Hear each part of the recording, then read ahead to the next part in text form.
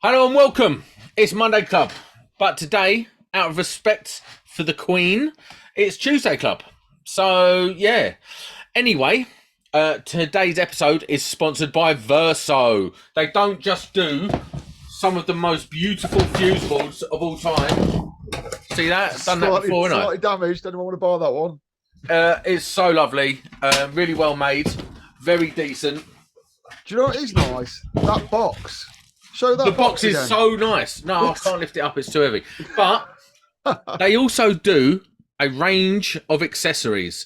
Now, these accessories are tested to the highest standard and they are of the highest quality. And they all come pre-wound, so you don't have to undo them. It's just a lot. Honestly, it's just a great alternative to the brands that we all know and use. Go and check out Verso. Links in the show notes. Right, today's episode is all about safe isolation. And we have none other than Mr. Eddie CLEMENTS to come on and talk about his little campaign that he does with his friend off of Instagram, Safe for September.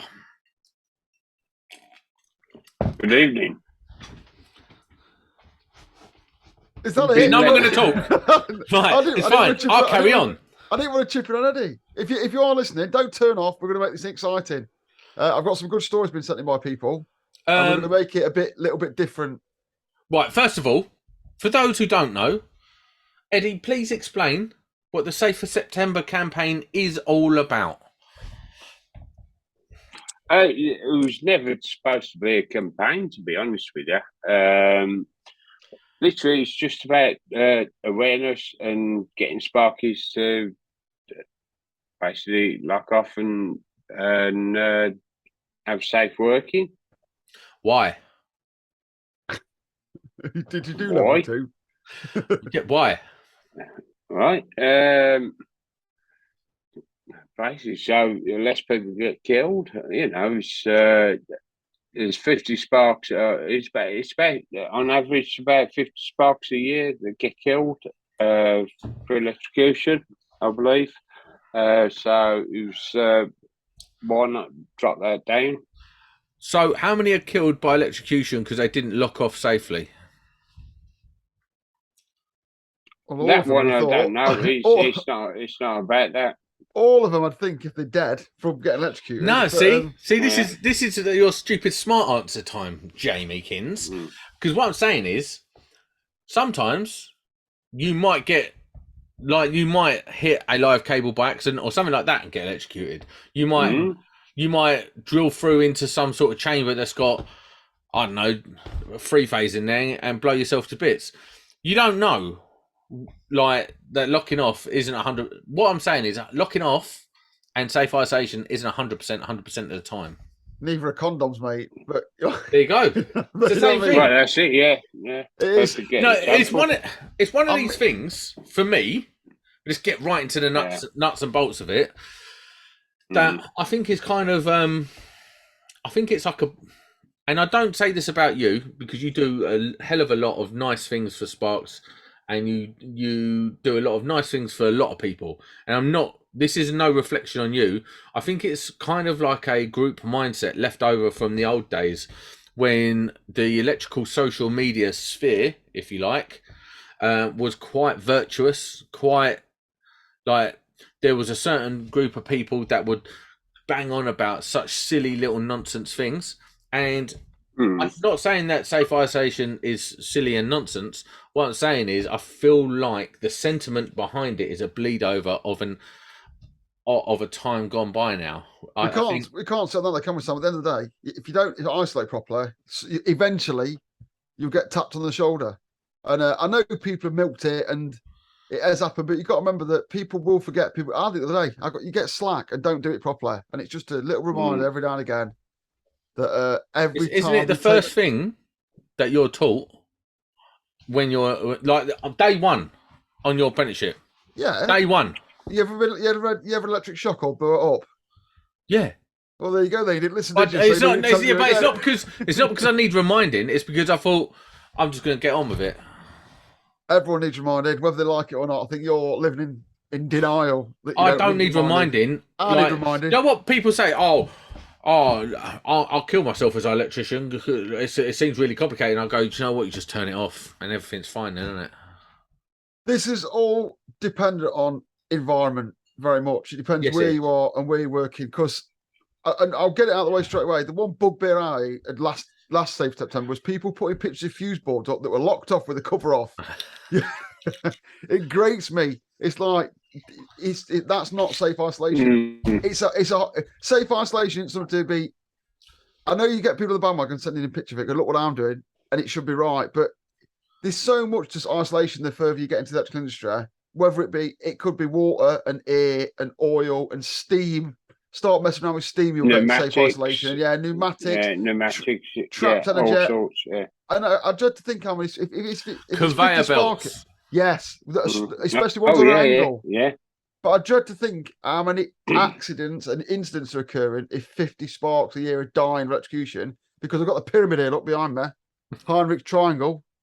So every death is 2,000 minor injuries. I love that pyramid. I think it's great. I think it's a real eye opener. Everyone should have a go up at that. If you and that's Heinrich's triangle, if you're not on audio figures, because I know for a fact in my career how many little accidents I've had and how many times I've really hurt myself. So how many accidents before you die? 2 million unsafe acts will give 2,400 near misses, will give 20,000 minor injuries, will lead to 400 lost time injuries and lead to 1 fatality. That's proven, that's facts. You can't argue with that.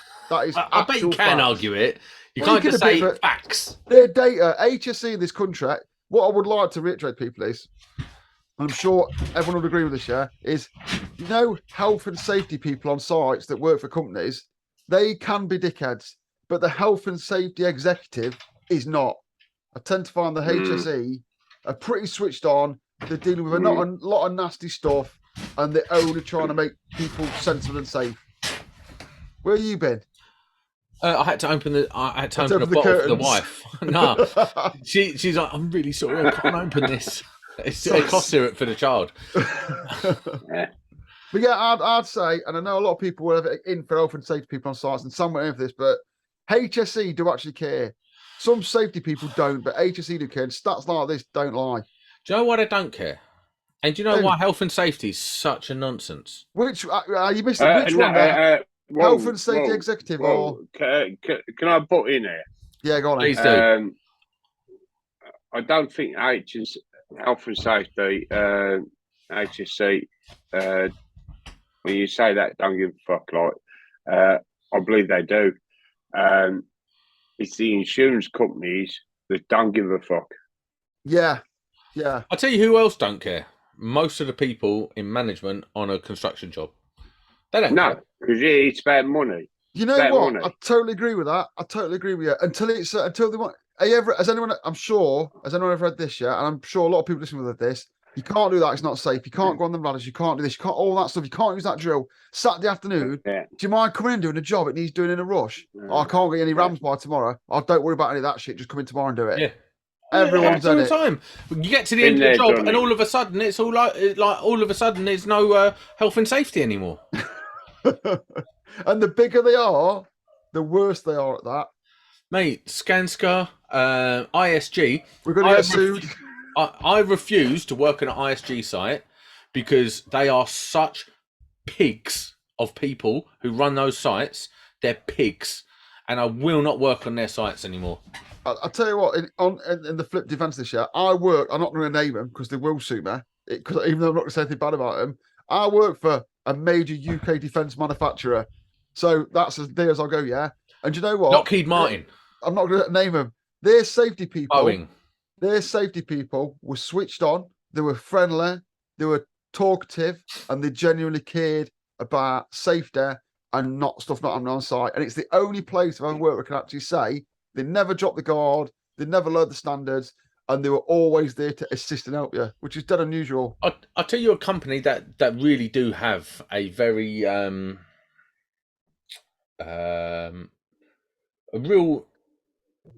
they do care. I believe that from the top down, they do care, is Wilmot Dixon.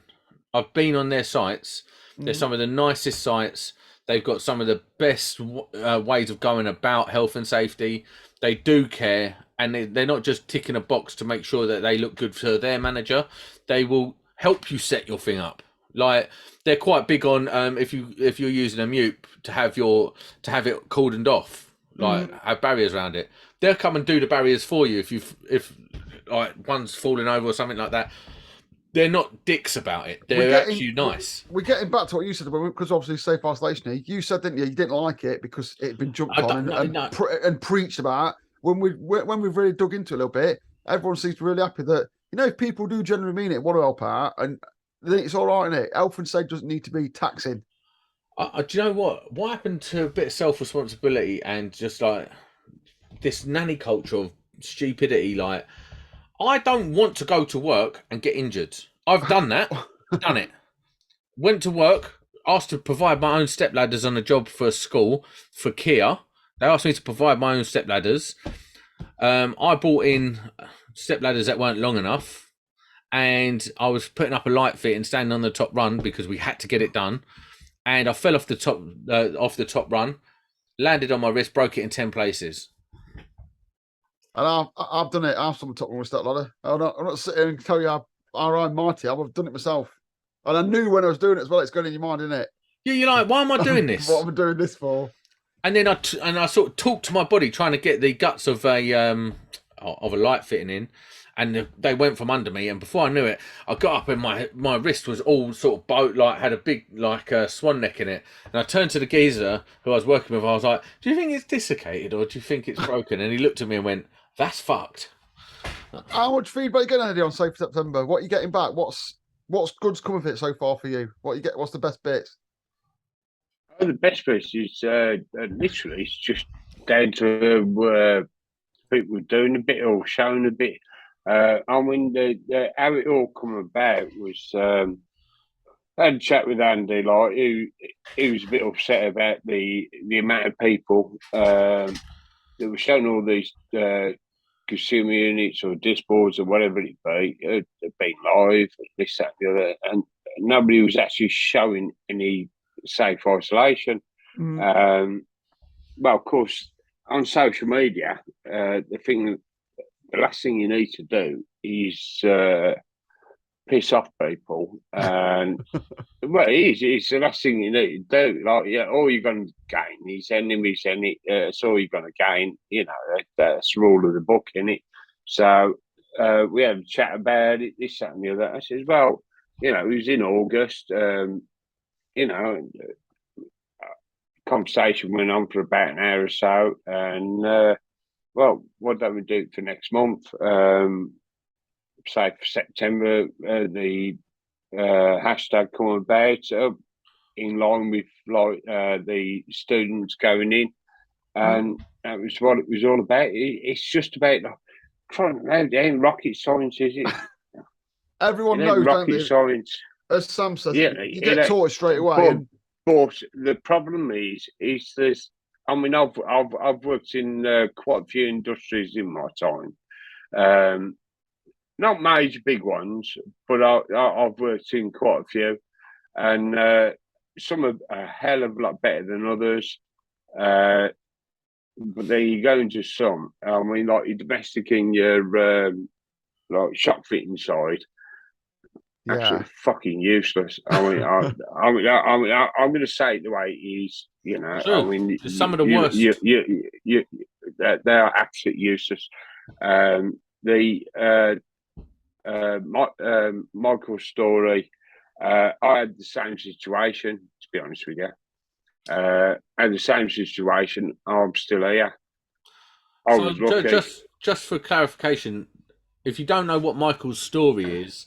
There's a lady, I think she changed her name now, it's Louise Adamson, and she goes around and she does like motivational speaking, but she tells the story of her brother who was an electrician, who was shop fitting, come across a live cable, somehow got electrocuted whilst half in the ceiling, and then the ceiling come down, and he was actually killed in the process.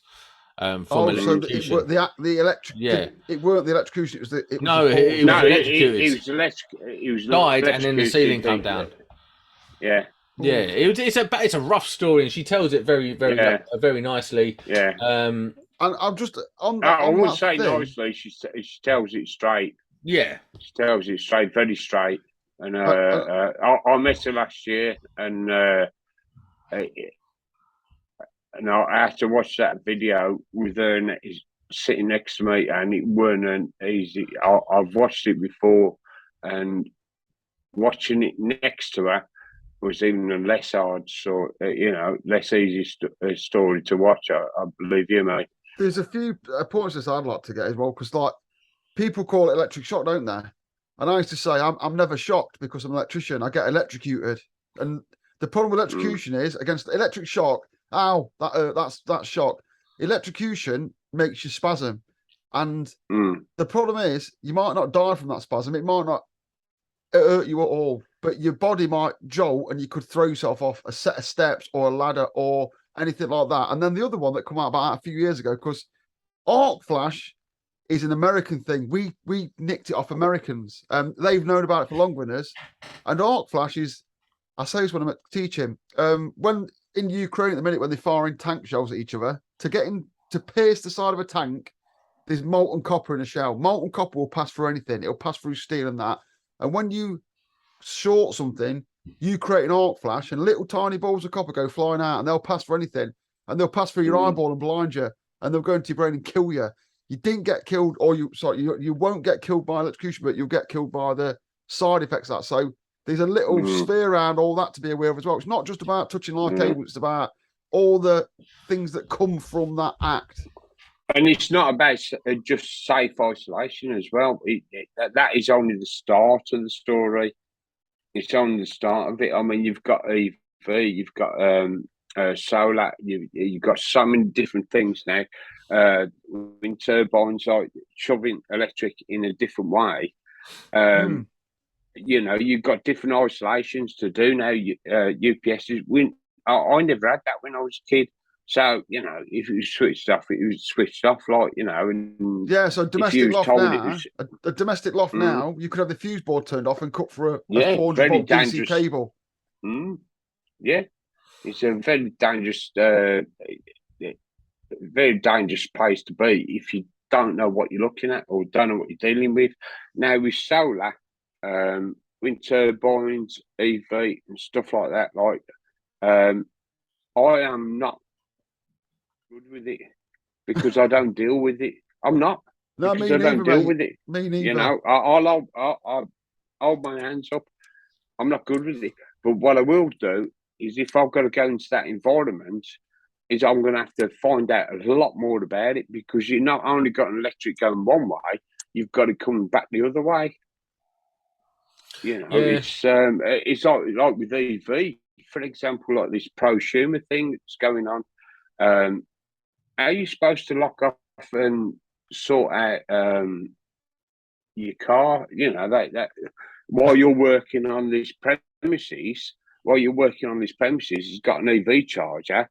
You're all locked off and you're all nice and safe, though you think you are, and then suddenly your husband comes home, the missus comes home, or whatever it be, comes in and plugs the EV charger in. I don't know if it works like that, I don't know how it works. It's going that way. It will backfeed, but whether it would or not, and there'd be certain requirements I don't know. But who knows? I don't know, because I'm asking questions. I'm happy to ask the questions.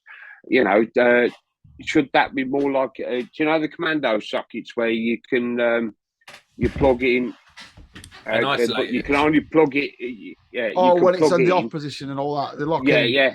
Yeah. Shouldn't EV chargers be like that if that's the case? I think some of them do. I think some won't let you put a plug in and won't let a plug in. But what I suppose taking that is, don't be afraid to ask. People who don't ask questions do get killed, I'm afraid. People that's it. That's the proof of the pudding. This is what this is what it's all about, really. It's an interesting. It's education, isn't it? It's an interesting conversation, because I am very eye rolly with things like that. Very eye rolly. I'm like, whatever, mate. I'm not interested. I've got a bad attitude generally. So with things like that, but I do feel like you are convincing me that Yeah, do you know what? It's not a bad thing every now and again to pop up and say, listen, got to think about things in a bit more of a joint up way. Try and You've think got about like what you're doing. This is all different things because everyone needs reminding, and See, I don't often believe that reminder might become as I put my screwdriver behind a socket, blew a socket, and thought pop, and I've gone, what a knobhead, and that was the reminder. But if someone just says stop being, if someone just said to me, he turned that off, you've been a knobhead, that would have been a much better reminder than me buying a new set of screwdrivers, wouldn't it? And I don't give a toss what anyone says, no matter how high and mighty they are, or how much they'll preach about it. Everyone cuts corners because we're humans. So yeah, I think it's important, and I'll come in and say I balls to football on a regular basis. I do safe isolate, but every now and again I get it wrong. When's the last time you safe isolated, bruv? And don't I tell you the last dickhead accident I had was, I was working on a sprinkler panel and a 24-volt power supply in it, and I went to a flow switch, and I had to take the flow switch off, and I took the flow switch off, and I had no thought. I'd not looked at the drawings or anything. I was like, I'll get this flow switch off, so I've got to send it back to be refurbed.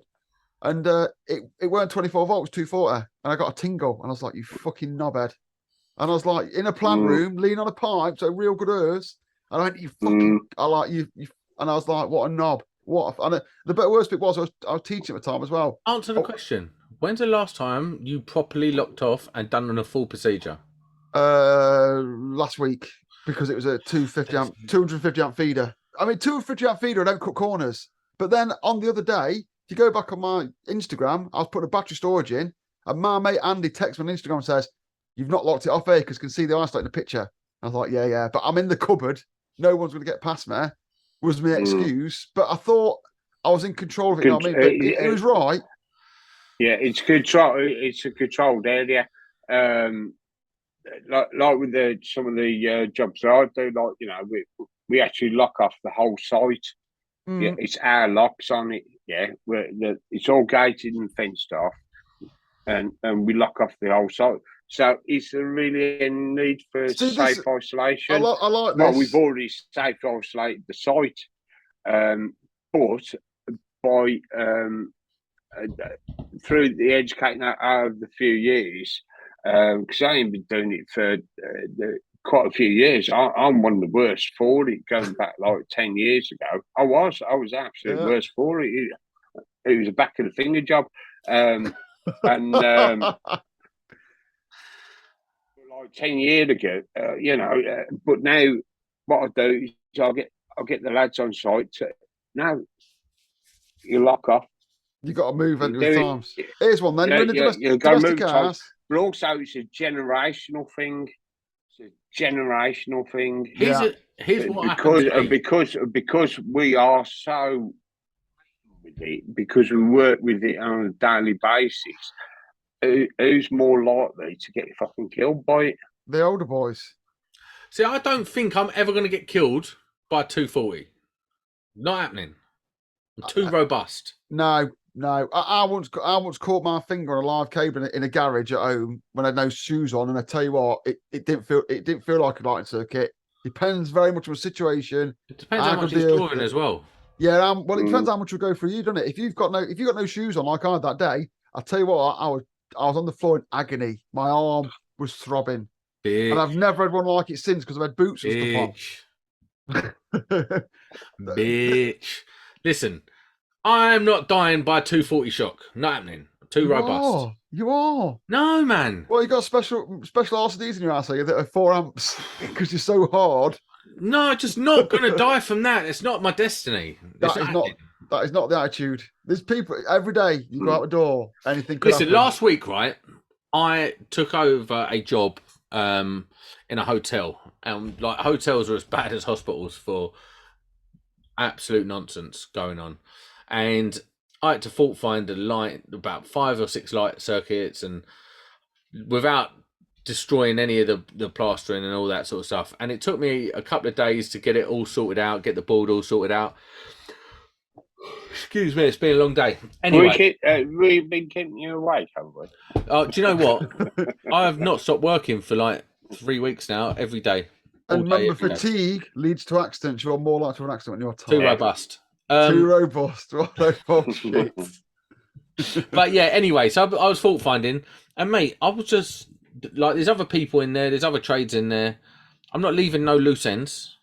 I'm not leaving anything unwagoed whilst I'm searching what does And what. they've made a massive difference, haven't they? I'm glad. I just about to bring it up. They've made a massive Wagos, difference. oh godsend. Although some people would argue, they are beautiful. People will argue you shouldn't have a core hanging out of a wall with just a Wago on the end because it is single insulation. But we all know in reality, if you're fault finding, you got listen, you got 30 light fittings and you got 5 switch lines, and you're trying to fault find what's going on, why that one's not going to that one, and all this sort of stuff, mate. In the end, what I had to do, I had to draw out the room, all the different light fittings, all the different styles of fans, and all that. And then I would trace out each one, draw out the little circuit on the piece of paper, and slowly built up a picture of what switch line done what feed done what, and it literally took me 2 days to do. Who would have thought someone like you could adopt a methodical attitude towards doing anything? Listen, I am too robust. Yeah, too robust. But anyway, that's how I should have done though. But and then we found out that it wasn't even that light, that bank of light switches, that grid, that even done it in there. We had to go into another room and find the other room, and there's another grid switches in there, and then they done the ones we couldn't find. It was nonsense. Was you testing live? Was you using live? Yeah. And I don't think anyone wouldn't be. To constantly take days, but you would have put in some control measures, wouldn't you, to keep other people safe? Like you said, you put on stuff. We had the chippies in there building the bar. We had floor layers. We had plasterers, painters, the whole lot. So you can't leave any live. If it was just me, I still wouldn't leave live. No, I'm sure I wouldn't leave live ends because it's just too much of a risk. Yeah, totally agree. Yeah, no, not just a risk, but it's like a variable that you're leaving open when you're testing. So you're trying to test between that. How do you know that you've left 2 ends off that are touching now? You have to mitigate those problems by being methodical. So and then here, look, in this book, I hold up the electricity regulations. It does says if it's not reasonable to be live, can't be live. But I would argue that is reasonable. Yeah, but I hate all that other bullshit. This interpretation bullshit. Just get on with it. You ain't gonna listen. If no one dies, you ain't going to court. Don't worry about it. And very few people do. But when they do, you'll be glad if you've read. And I would always advise that people read this book at least once. Why? Because I do. At least once a year. At least once. Well, if you read it once, you'll understand some terminology in that. If you're using it, I'll read it now and again. I know Sam's looking in disarray at me with some of this book, but I think it's quite a good book. Well, do you? Right. 13 and 14, sections 13 and 14 is what you're going to want to go to in it.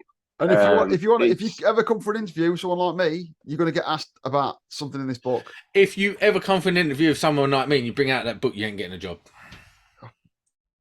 I wouldn't want a job with I'll be like, you're overqualified to work with me. Tools, I get people on my tools aren't that interested, but as you move up through the management stuff, you do done need that, to be aware of what's in there. Didn't like it.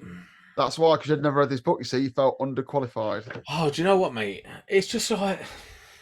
Some people aren't cut out for certain stuff, and that's fine. But as long as you know what you're good at, and as long as you do that safely. I'm not really good at anything electrical. I'll be honest with you. I'm okay. I'm okay at certain things, but I'm not a good electrician at all.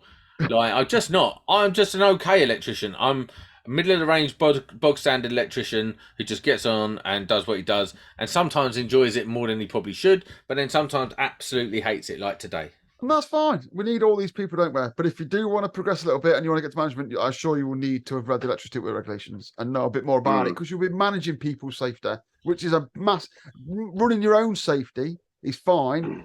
When you start managing other people's safety, it gets difficult. And if you get to the level of a SAP, a senior authorised person, where you're telling people it's safe to touch stuff because you permit it, again. It's not safe. Are you a SAP? Senior authorised person's like on the grid. If you get a SAP out to do an isolation 11 kV, they will touch it first with their hand and say to you, it's totally safe to work on. And when you get to that level, people start getting really killed really quickly. So, like, if you do want to progress, to hand over an isolation is a very stressful thing. To go to someone, you can work on that now, and issue a permit to work is a very stressful activity. Yeah, but we're not really talking about that. Well, we should do, because we're talking about the whole process of isolation. We don't just want to talk about arse bashing. We want to talk about how it affects the whole industry. All right, you're right. You win this one. I like the fact that you're. Sorry, Daddy, what you say? No, I totally agree. We've done this. We was doing a periodic inspection, and obviously, or whatever you want to call it now, and fucking bullshit. Got the apprentice with me. He's doing his MVQ and all that sort of stuff at the moment. He's subcontract, so he can go and do what he likes and what have you. And one thing or another, so you are not employing an apprentice? I'm not employing him, no. But he's is that bad? I don't know. I feel like it is. I'm being all virtuous now. No, he needed work. He got work. He wants to stay self-employed at the time. So, which is fair enough. Everybody to their own. And I've already offered. I've offered a couple of times, like whether he wants to go direct or not. But either way, we was doing this periodic inspection, and I said, "Yeah, I'm going to also supply." He's now got into the realms of it, and I isolated to do this, that, and the other, because been through it a few times, and and through isolated, prove it's dead. Thank you very much. Now you can do your dead tests and what have you. And I went back into the room while he was doing his dead tests, and he locked it off as instructed. A couple of days later, I was having a technical inspection from the ECA, and the job was on. So I'm like, sort of let him take over, if you like, He says, right, what do we do? What do we do now? Like, and he says, we check these dead, like, so I'm involving him in it, So he's getting in it, involving him in it. He says we have to check these dead, like, went through the processes, and he's doing that, And he says, what if I tell you if he's dead? He says, I won't trust you. He says, no. What? I'm saying this in front of the inspector, I says, who do you trust? He says, I trust nobody. I says, I never taught you that. He says, what? He says, you trust no fucker. True. End. I do feel like we need to subtitle Eddie.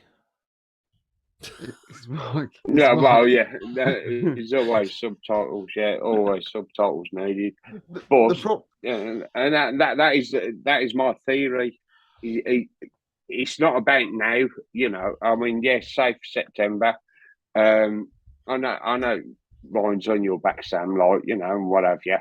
But it ain't about now. It's about years to come. It's about the kids that are coming through. Teach them the practices, get it right. I wasn't taught it right. And we need to remember as well. Some say teach it right, not as good as what it should have been. There are colleges where they're not teaching it right. There will be people out there not teaching it right, and it might be someone might get on this and go, "Oh, that's the first time I've read that, or seen someone doing that, or saying two places properly." That you can go and get the best tutorial on how to do it. Maybe free. I think there's one on Mark Ellison's page. We mentioned him every bloody podcast. Definitely, yeah. I'm pretty sure Mike Page has done one. Like one of the best sparks on social media today, probably the best. And he does the absolute crackers of videos. If you want to watch electrical content that is made like it's like a documentary, go to Residual Current page. Then the holy grail, probably the most important library of educational content is GSH Electrical. Yeah, he's got one. And also John Ward's got a good one. John Ward's got a very good one. Yeah. And I do believe, I don't know how good this is actually myself, I think EFIX have got a CPD style one, haven't they? Probably. Which is They structured. do great stuff. There's But two also, of them, what I'm saying to you, Sam, is, what I'm saying, there might be some young sparkers to this, even though I suspect our demographic is older, who have just learned something and gone, oh, I'll go and watch them. So you know what? There is young sparkies listen to this. Do you know why? Because he wrote on a bog wall. Listen, I walked on site the other day, and this geezer walked past and was like this, and I was like, "What's he looking at?" Anyway, he goes, "Are you Sam?" I'm like, "Yeah." And he goes, "Fat Sam." I'm like, "Yeah." He goes, "What, for Monday Club?" I'm like, "Yeah." He goes, "Oh," come running over. I was like one of the, I haven't. It's embarrassing. I was all like, "Oh, mate, this is so embarrassing," but it was nice. So a big shout out to Marcus from Canterbury. He's got. Oh no, then I'm not saying you're. The reason we're on here is to raise a bit of awareness, and some young lads might be on here. They might have got into the social media, not being a very good time at college, and they might now know they go and look at GSH, John Ward, EFIX, Mark Ellis, and all that, and they might in the future. The thing with these is, I'm not about all this. I'll tell you this, you are really, because it's Piper Alpha syndrome, yeah, I call it. Everything's okay until it's not. And you'll never know if you stop someone having an accident. You could see a bolt undone on a door and tighten it up, and you might stop a massive accident occurring in the future. That's the way to look at it. Do you know what? I don't have that much, like, I'm quite a selfish person. I'm quite non-charitable person. I literally don't care about probably 5 seconds ago or 5 seconds into the future. I literally don't care. And on that bombshell, no, you never know. You'll never know. I mean, I've done it. I've done it work and become. I've been unpopular work, so I've gone right. Stop what we're doing. This is fucking dangerous. Everyone needs to pack it up, and I've stopped jobs, and it makes you unpopular. And I've reported people doing unsafe acts and that, but you'll never know if you save that person from getting blinded or if you save them from losing a limb. And unfortunately, that's how safety is. You don't get no rewards. You're just some arsehole. See, I kind of feel like, isn't that like Sam? Can I ask you? You've got a young child now, ain't you? Yeah. Is she safe isolating or what? No. No, I do. You know, you have to think a little bit more. I think. You know what? If she gets injured, she gets injured. Yeah, but what if like she's walking past the building? What about a dad? What about a dad? He's nails apparently. I'm too robust. If you are listening for audio viewers, please don't be robust like Sam. No, listen, I can't really explain it, and I know I'm being a bit flippant and a bit silly. Have you ever been close to something? That's what I should ask you. Have you ever been close? Have you ever seen someone have an accident that's nasty? Have you ever seen it occur?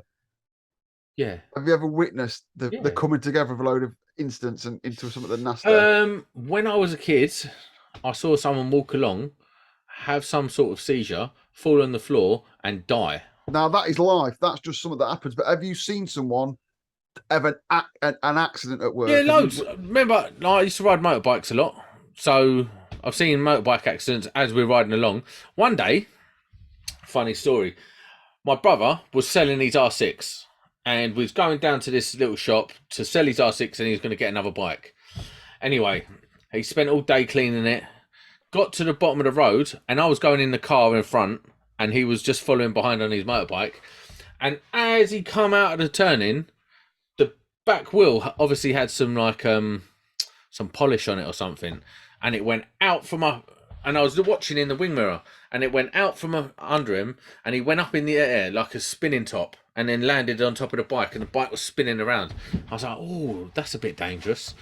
I just a little bit. I don't know. Maybe you just work like that. I've seen a few, and it's not me. It's not me, and I'm a bit safer now. Like I say, you're used to the kids. Now I've got kids. I am a bit more weary about it, but that really kicked me up the arse a little bit. But the younger lads and ladies listening, please take heed of this old man's advice and just be a bit more careful, because I like to keep all your limbs. What about if you just tell yourself and believe that you're robust. No, that's not going to work. Fine. I mean, I think I've lived on that prophecy. It'll work. It'll work for so long.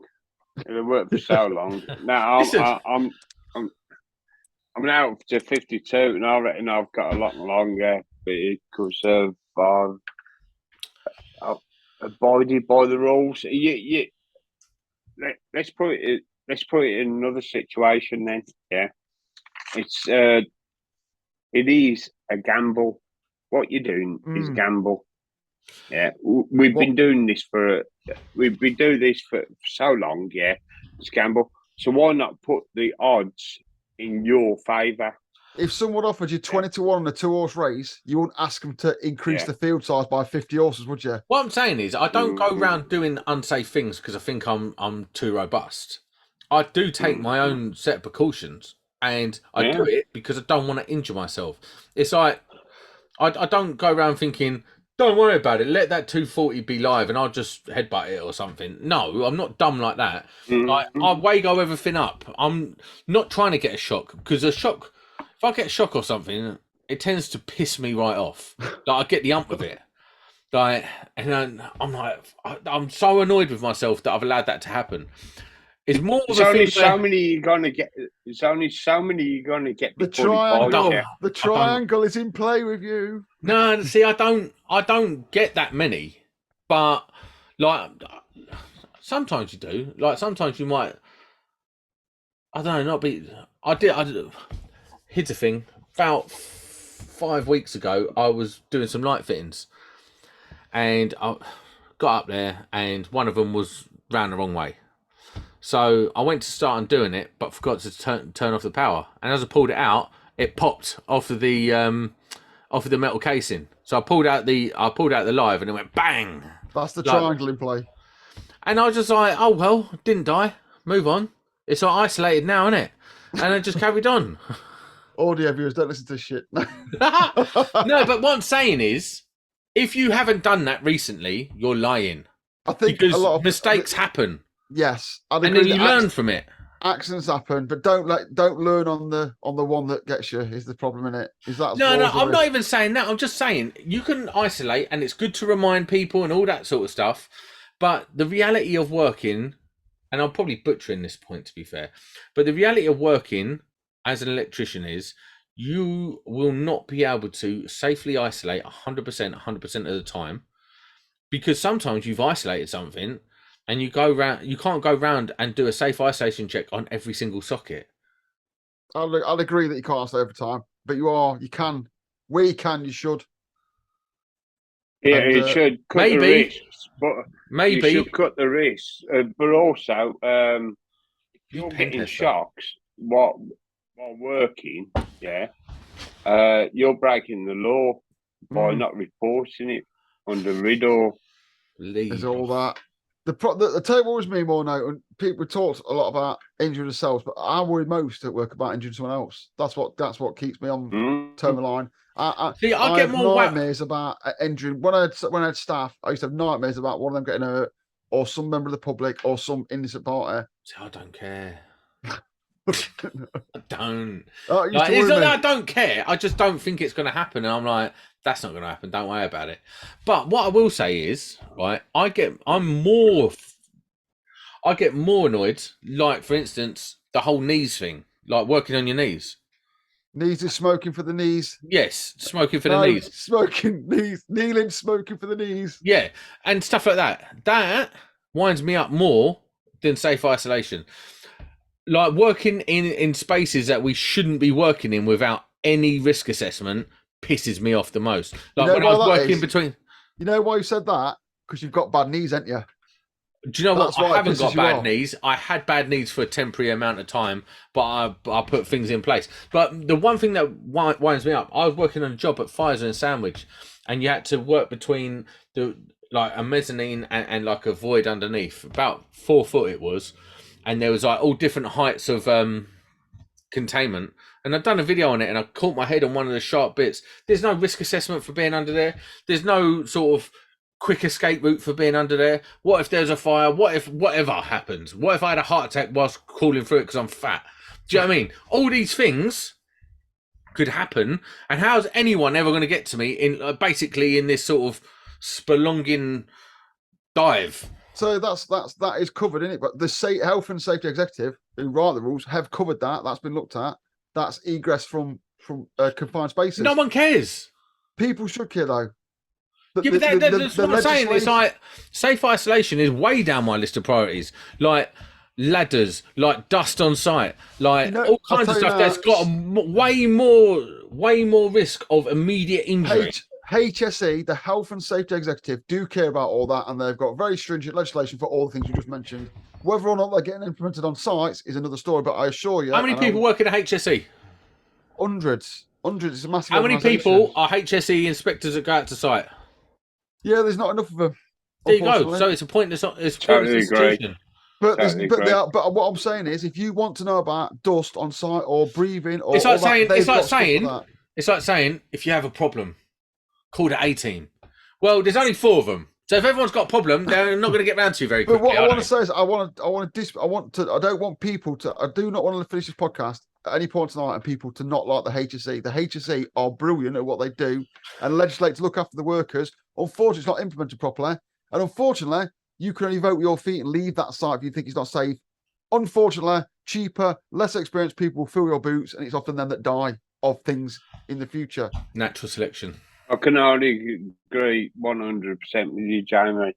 And like I said, I've met loads and loads of bell end safety people on site, but I've never met a bell end from the health and safety executive, and I've not got a bad word to say about it. It's funny, actually. Someone at work at this hotel job we're doing, someone called the HSE on them, and HSE woman come down, and she was apparently, like, we had a meeting afterwards and all that. Everyone got like a pseudo bollocking, and I was like, well, whatever. Yeah, bollock staff that'll work, when it's always normally a management problem. Yeah, and it was all to do with dust and stuff like that. And apparently she wasn't horrible to him. She wasn't like come down, throw her weight around.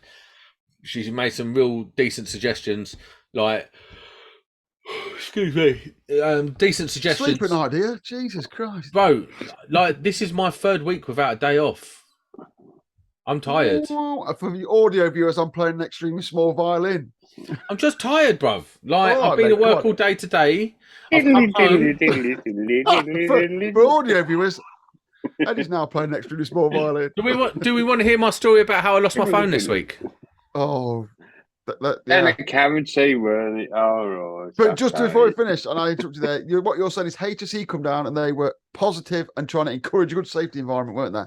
They were trying to. Apparently she was, but everyone sort of runs around and quickly puts on their high vis. Like, the whole job, everyone's wearing trainers and shorts and high vis, no high vis, and then all of a sudden, go and get your high vis. Have you got your boots with you? You should have your boots. I was talking to him today. Do you remember when, like, just wearing jeans and t-shirts and trainers was like workwear?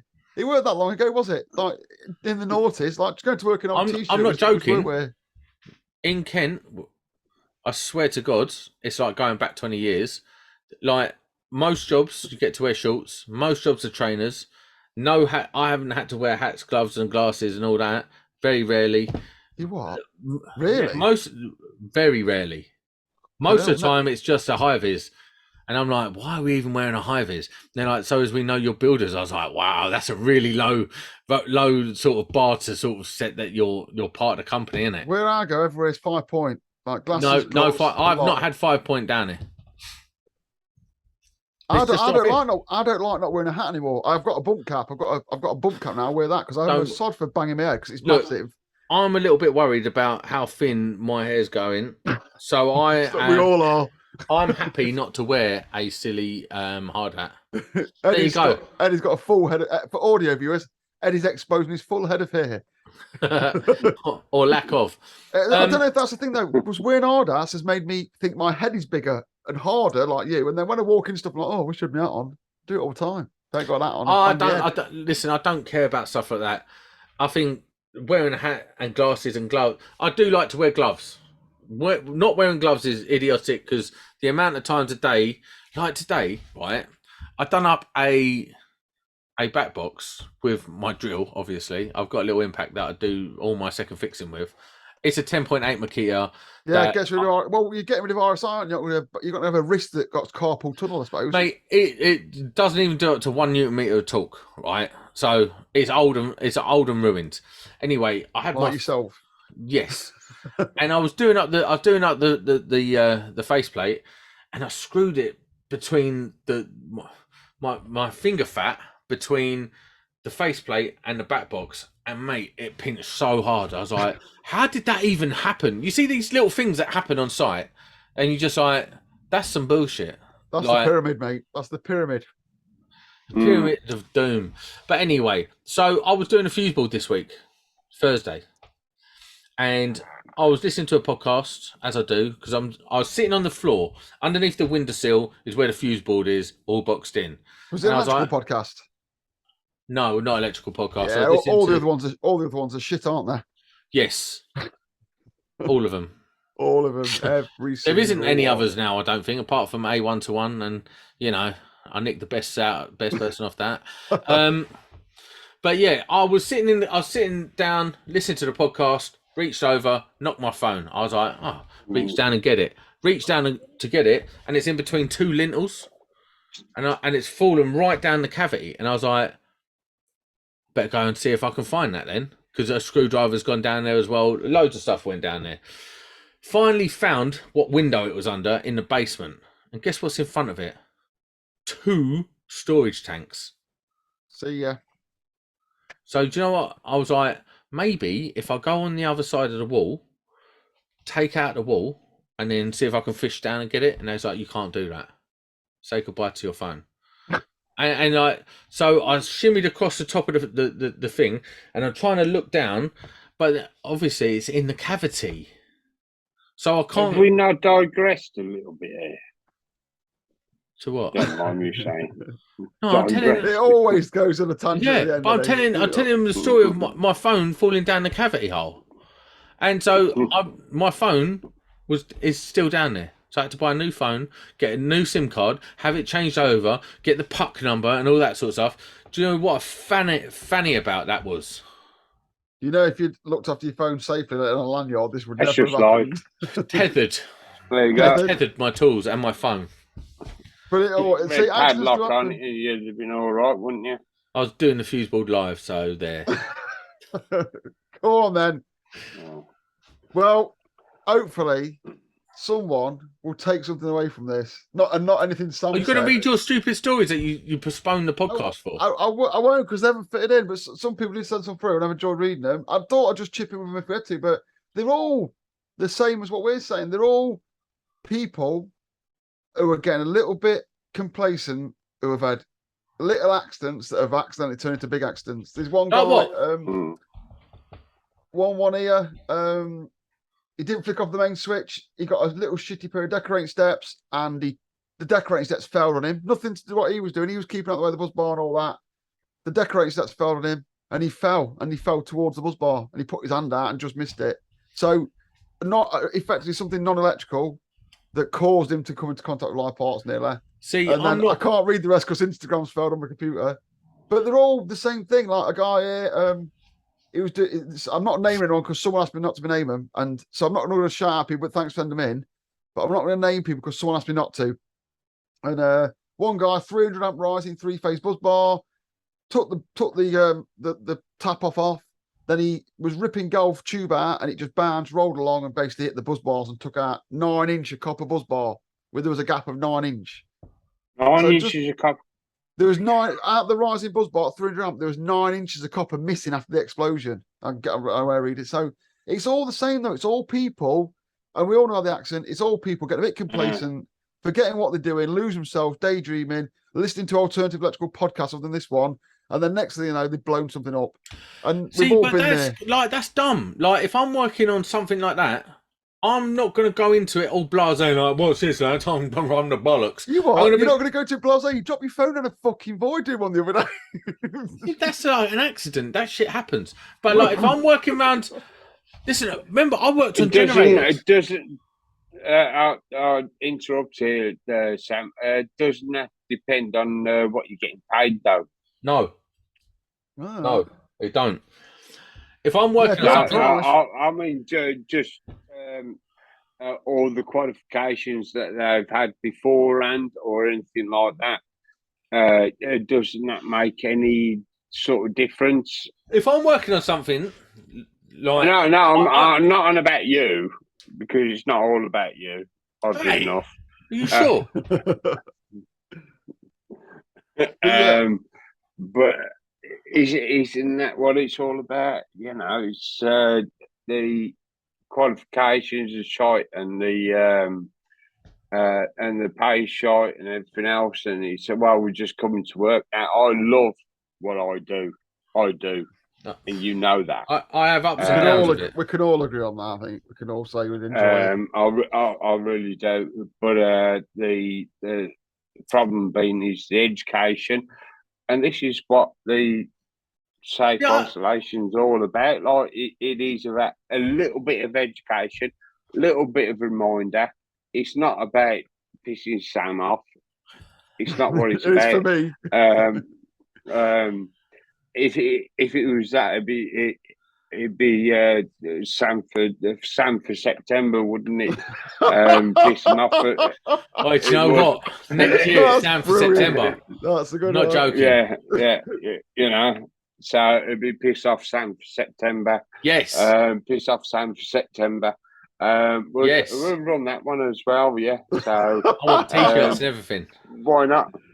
Yeah. I think if you know what you're doing, but tell someone else. If you see a young lad or lady tomorrow, tell them about Safe Isolation. Tell them to go and see stuff by GSH or John Ward or eFix or all the people I mentioned earlier. Just give a little nod because, like I said, you'll never know if you saved them in the future. But that's it. Be like Sam. Be like Sam and just take responsibility for your own shit and let other people do what they're doing. And if they blow themselves up, natural selection. Hierarchy. You are there. You are older. You are more experienced, more skilled, and you should pass that on. No one listens to me, man. When you go on site and you're just another bod that's turned up to do a job, we're all the same. There's no one in charge. Do you know what I mean? I just don't care about all that anymore. I go there, I do what I... Hang on, that lad, he recognise you. Yeah, what's your Jamie? Sam, somebody who was hailing Mary you the other day, as you said earlier on this podcast. Are you Sam off the Electricians podcast? Yeah. So you are an influence. I don't want to be. I'm not responsible. No. You don't get to choose. Why are you here? You don't get to pick. What are you here? Because I love podcasting. I love my industry. I enjoy everything about it. Do not look to me for responsible person. Do not look to me for good sage advice. I'm here to host a show. I love what I do. I love my trade. I love my podcast. And I like talking about it, and I like talking, and I like being controversial, and I like having good conversations. I'm not here as an influencer. I've done that, and it was so disingenuous. I feel a bit sick looking back at it. And I am just someone who talks about the industry. Do not take anything I say seriously. Do not look at me as any point of reference or... mind you, some of the things you can take me seriously on. Make your mind up. At least you're honest. At least you're honest on. You've said it like it is. I know you feel about very few points. Listen, when it comes to agencies and working in that industry, in that sector, I'm the number one. Yeah, there's no one knows more than me. And at least you know where your weak points and strong points are, which is something that everything else a lot of people are lacking. And you can say, "Don't ask me. Go and ask him. He'll tell you properly." And that's what being a tradesman's all about: knowing your skills and your weaknesses. Can't fault you for saying you're a pleb. I'm just a guy. Just because I've done this podcast for the longest time and managed to get a few listeners, I ain't an influencer. I don't influence shit. Go and buy these Verso stuff though, because it is good. And if anything, you're influencing that lot, are you? Yeah, we love them. Great.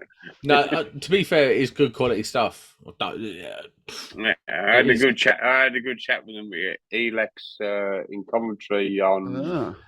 How was Elex? Then to finish it off, tell it what was anything good, bad. How was it?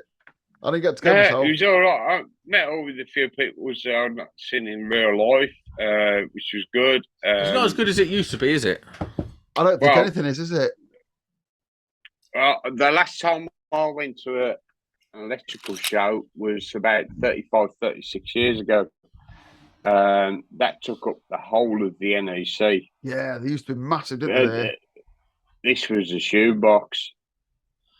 It was. I went maybe Commentary about. was a shoebox.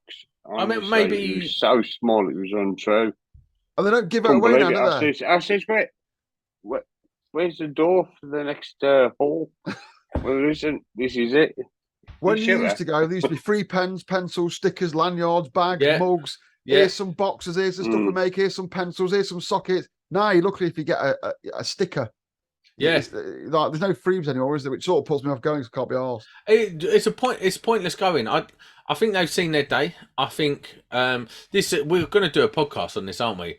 Like, yeah, it'd be interesting if anyone. Well, we could use this as a preamble. If anyone's got their say on the industry's going forward, like trade shows, publications, influencers, and all that, it'd be a really interesting topic. Like, how annoying is having a sponsor for people? Yeah, I mean, who's going to buy?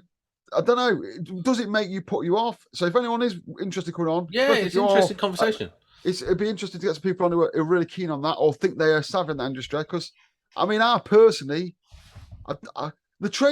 Alex is good because I think you said you went to meet some people, which I think is a good meeting point. Yeah. But you're actually being dragged there by an advertiser to be sold to, aren't you? But if you utilise like you did as a day out and meet a few people, great. But do they need to start focusing more on that? Penny. I was expecting. Never spent a penny. Yeah, but here's the thing. It used to be I come away with about 300 odd quid's worth of kit, like I could give away. But you used to go to the trade shows because you get cheap tools, you get like good deals and stuff. No, now. You don't now. It's all like RRP. You're like, well, why am I buying it here? You think they do show deals, wouldn't you, that beat their Amazon price? Yeah. Because it's the manufacturer selling it straight to you. Surely they could do it cheaper. But yeah. like I say, it could be a whole podcast. So if anyone has been to Alex and you want to come and talk about it and influencing and print media, Instagram advertising, all that kind of stuff, it's a really interesting thing we'd like to dabble into. But I don't know anything about it because no one will advertise me because I keep saying fuck. Listen, who's going to advertise with me after this podcast? Hopefully, the manufacturers I've probably done more spare words than you this evening, haven't I? I know. I'm letting the team down here, but yeah. If anyone wants to talk about that, get on. And enter the beer as well, which is unfortunate. You can drink again now, though.